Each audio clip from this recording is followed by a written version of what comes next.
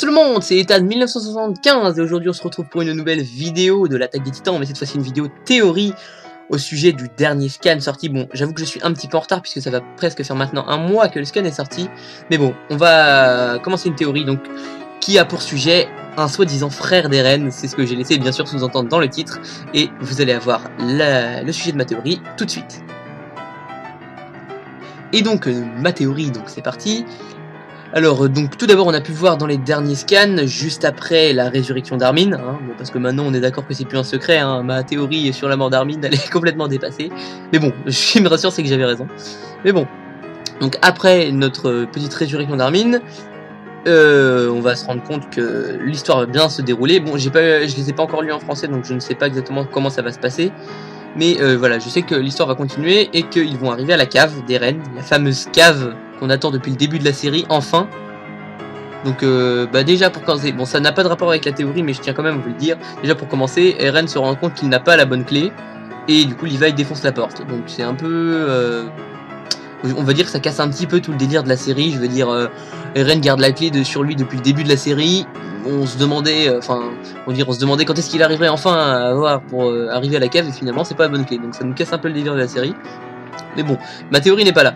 Dans cette fameuse cave, ils vont retrouver plein de choses, notamment des livres, des trucs comme ça, d'un peu de matériel scientifique, d'alchimie, et notamment un livre, un carnet, avec dedans une photo que vous allez avoir à l'écran dans quelques secondes. Et sur cette photo, donc bon, je me rappelle plus exactement de ce qui est écrit, parce que là le scan est en français, mais voilà, il dit, le père d'Eren dit qu'il a vécu à l'extérieur des murs, ce que l'on sait déjà grâce au précédent scan, et que Eren doit continuer à prospérer. Donc voilà, c'est grosso modo ce qu'on a compris.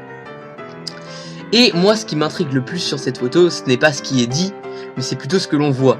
Donc on voit une photo, bon déjà sur la technologie un peu avancée, parce que la photographie n'était pas encore disponible normalement à cette époque.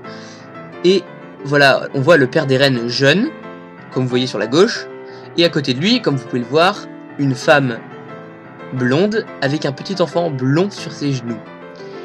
Et ben moi les gens, je vais vous proposer une théorie qui, je pense, tient la route. C'est que un enfant blond qui aurait le même père qu'Eren, ça vous évoque rien?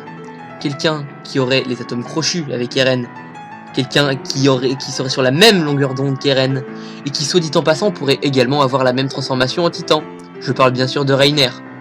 Voilà, donc ma théorie serait telle, c'est que Reiner serait potentiellement le demi-frère d'Eren, ce qui expliquerait justement de toutes ces choses, pourquoi ils s'entendent si bien, parce que je sais pas si vous vous souvenez, mais dans la série, ils font les entraînements au corps à corps ensemble, et ils ont l'air de bien s'entendre, donc voilà, on sait, je pense que ça peut être une bonne théorie, mais du coup après, on se rend compte du coup que tous les combats qu'il y a eu entre le titan Eren et le titan cuirassé, finalement c'est un peu comme un règlement de compte en famille, on va dire plutôt.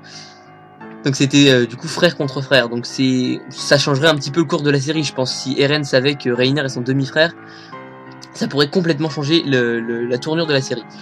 Donc voilà. Donc je pense que c'est tout ce que je peux ajouter à cette théorie, hein, qui me trotte dans la tête depuis maintenant plus d'un mois. Donc voilà, j'espère en tout cas qu'elle vous aura plu. N'hésitez surtout pas à lâcher un petit like sous la vidéo.